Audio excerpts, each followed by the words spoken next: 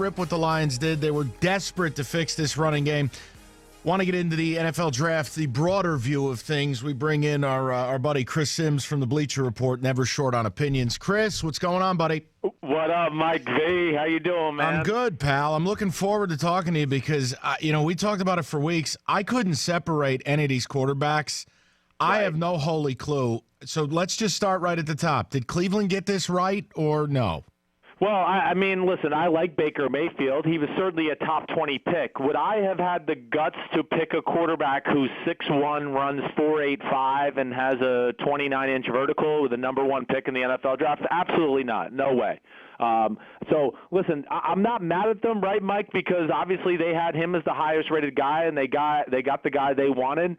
The one thing I just question is, who are their sources in the league? I mean, I knew the Jets were not going to take him at number 3. I know that. And I think a lot of people in the NFL did. So I would just challenge that whole pick by going, why not take a Saquon Barkley 1 and just get Mayfield at 4? The Jets were going to go Darnold if Darnold was there, and if Darnold wasn't there, it was going to be Josh Rosen. So they could have had – this draft could have turned out a little bit better for them, but nonetheless, they got a franchise quarterback, and Baker Mayfield does have a lot of talent. So then who is the guy then? I mean, where do you fall on the list of who would have been your number one guy in this draft? The number one guy for me is Josh Allen from Wyoming, and you can ask me all the appropriate questions after, but I'll just say this. I mean, yeah, this is a guy that has elite size, elite athleticism for the size. He's the second most athletic quarterback in the draft, just behind Lamar Jackson. That's the only one that's more athletic than he is.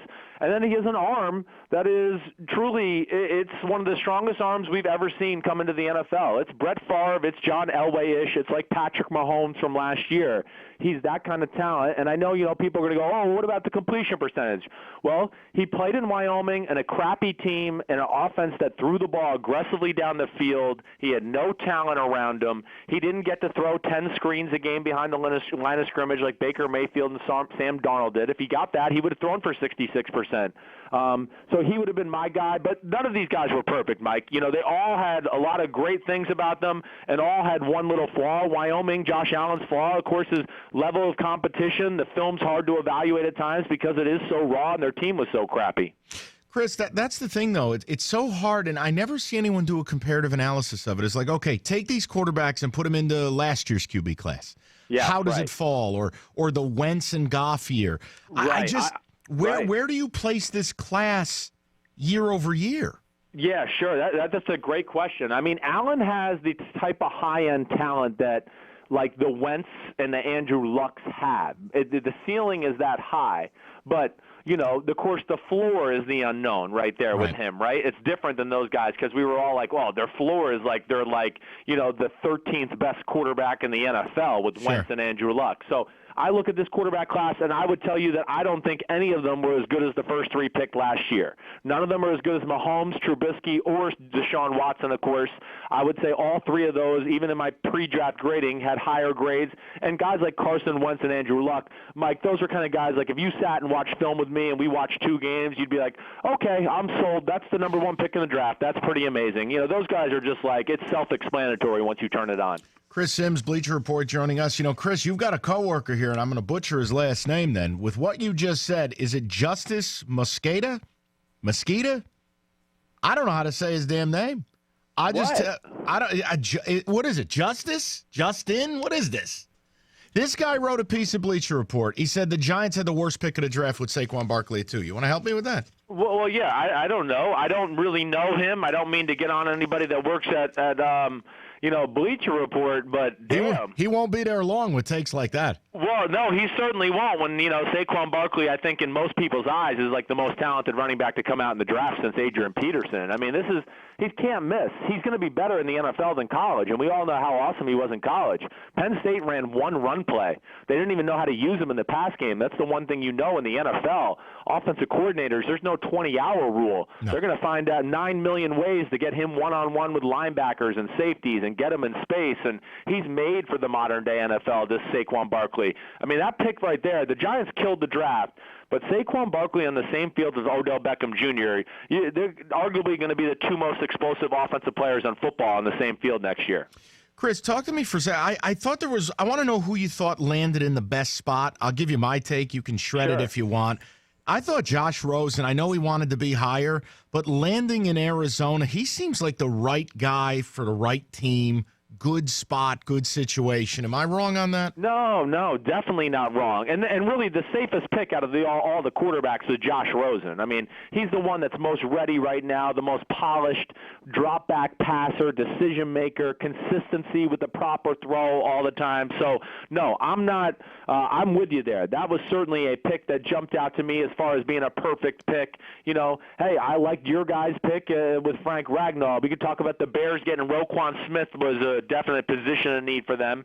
You know, this is the thing I thought that was interesting about the draft. It might have been lack of, like, true superstars, but there was a lot of good, like, oh, this guy might go to the Pro Bowl once or twice in his career, or he's going to be starting on your defense or your offense for the next 8 to 10 years. There's a lot of quality depth in this draft. Chris, give me the team who passed on a QB in the first round that you went, what the hell are they doing? A team that passed on a quarterback in the first round. You know, I can't say that I have any issues with the team that passed on a quarterback in the first round. Even Cincinnati? Really. Even Cincinnati, I can understand that to a degree. Like, I thought that they would be in the Lamar Jackson conversation. Yes. I know they liked Lamar Jackson, and that was real, the love there. But I'm not going to be totally mad at them. Listen, Andy Dalton, yeah, he's certainly not in the top half of NFL starting quarterbacks. He's probably somewhere between 20 and 32 if we're going to be realistic. But again, I think this year showed us, too, let's not be desperate for quarterbacks. The Final Four in football this year had 3 non-franchise, face-of-the-franchise type quarterbacks, and Bortles, Case Keenum, and who else? And Nick Foles. I mean, so, again, if you put a team around some of these quarterbacks, the team can still be successful. It's not all about the quarterback. The only guy I've seen that can really do it all by himself is number 12 in Green Bay, and really your guy in Detroit is about as close as to him as being able to do it all by himself as well. So you brought up the Lions. You seem like you got a take on Ragnow, which I'd love to hear. I mean, it's clear what Bob Quinn was trying to do here. Stafford has never had a running game. Give me a spin on the first pick, and if you want to add Kerryon Johnson to it, go ahead. But what do you have on Ragnow? Yeah, I mean, Ragnow he is a special center. He really is. And centers are extremely valuable at this day and age in the NFL. You know, defensive tackle has become a new freak of the world position. You got to block the Fletcher Cox and the Aaron Donalds of the world, sometimes one-on-one, while snapping the football at the same time. I mean, that takes a twitchy, explosive athlete. Ragnow is a guy that can be in the conversation for the best center in football. He's truly that special. So I think they knocked it out of the park with that pick. I know it's not sexy. The Kerryon Johnson guy, I loved him. I mean, he was in the conversation for one of the best backs in the draft. He wasn't Saquon Barkley, and he wasn't Sony Michel, but he was maybe that next step down. I liked him more than I liked Darius Geis coming out of LSU. Kerryon Johnson has a unique style. You guys, I think everybody in Detroit's going to like it. A little bit Le'Veon Bellish. He comes up to the line of scrimmage. He doesn't just hit the hole. He kind of waits. He's really slippery. He's got good speed. I compared him to Matt Forte when he was coming out. Yeah. I think it's a great pick, and you got some good guys down the road too. Deshaun Hand has a chance to be something special out of Alabama. When he's healthy, he was a first or a second round pick type of guy. And then the kid, even Tyrell Crosby, you got from Oregon. He played tackle in college. He'll play guard in the NFL. But there's potential there. I really think Patricia and Quinn did a great job. What did Darius Geis do? I mean, Howie Roseman of the Eagles said the screaming match didn't happen. I liked Geis. I'm fine with Kerryon Johnson, but, I mean, Chris, it's clear. You know, He had 58 chances to be drafted. He went 59. What the hell did this kid do? I think more of it, he didn't have the greatest reputation going into the process. I think that a little teams were, yes, they were taken aback by just him as a person. I don't think everybody felt comfortable. They thought he was a different guy. As you and I, Mike, we've talked about this before. The NFL, it's very right-wing, conservative frame of mind. They don't necessarily always like players that think outside of the box or are different, right? We just saw this with Josh Rosen. I mean, Josh Rosen was certainly one of the best quarterbacks in the draft, and we heard teams we don't know about his attitude, and, you know, he's such a free thinker and a free speaker. Well, that goes across the board. Darius Geis is a little bit of a different guy, and I just heard from too many my friends around the NFL that just said, yeah, he's a little weird, and we weren't necessarily comfortable putting him in our locker room. I don't think it was any one specific thing, or I don't have any one specific thing, but I kind of heard that phrase over and over with him. Chris, love it or hate it, Saints moving up to get Davenport, the pass rusher out of UTSA. I love it for this reason. The Saints are in win-now mode, right? I mean, they got to win the Super Bowl. It's the last 2 years of Drew Brees. They got a team that's certainly one of the 4 or 5 best in the league, and they had one position on their football team where you could look at and go, they need help there, and then they are truly going to be a Super Bowl legit contender. And, yeah, I like it. Marcus Davenport's a freak of nature. I compared him to DeMarcus Ware coming out. There's just not a lot of people on the planet that are 6'4", 265 pounds and can run 4.5. That's rare, and he is going to help them coming off the edge. This is a team that, we all know. I'm not saying anything secretive here. I mean, they were very close. I wouldn't have been shocked if they didn't lose that miracle in Minnesota. They could have got up to Philadelphia and beat the Eagles, and even gave the Patriots a tough time in the Super Bowl. All right, last one for you. Do it any way you want to go here. Best draft, worst draft. Go. Oh, okay. Let's see. If I had to go best draft, no grades, just your overall. Yeah. They did a nice job feeling. Yeah, the best draft, to me, would become between the Giants and the Tampa Bay Buccaneers, but I think I would still go with the New York Giants if I had to. I mean, of course, we talked about Saquon Barkley. I get that, but it's the other guys that really jump out to me. Will Hernandez in the second round, one of the best interior guards in the draft. Lorenzo Carter, a big Georgia outside linebacker that's built like Willie McGinnis. Then they got this kid B.J. Hill in the third round, this defensive tackle from North Carolina State, who is just a phenomenal big body in the middle that's going to make a mess of things. I would look at that as being the one that really knocked it out of the park. And then after that, the worst one, I hate to do the worst one. I guess the only one that really jumps out to me, and again, it's hard here, but I didn't love the Browns' picks.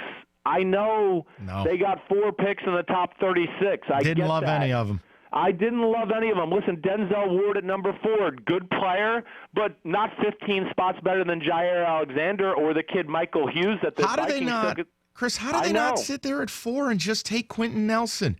Take Bradley Chubb. I mean, what? Right. Why are the Browns so even Browns? In the second round, right? I know. Even the second round, they took the guard from Nevada, this Austin Corbett. Right. The kid, the 2 guards that were taken after him, the Will Hernandez and the Giants and the Braden Smith that the Colts took, I thought they were clearly better players. So, not that I say they had a bad draft, but I study this stuff. I really watched the film on this thing, and I just didn't agree with some of the players and where they picked them at in that point in time. Chris, appreciate the time. We could talk about it all day. Appreciate it. We'll talk soon.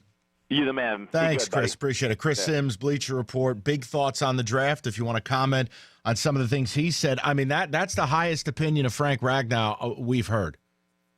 Could be the best center in the league. You guys can do what you want with it. 248-539-9797. Get more of your thoughts on the draft next. Warm weather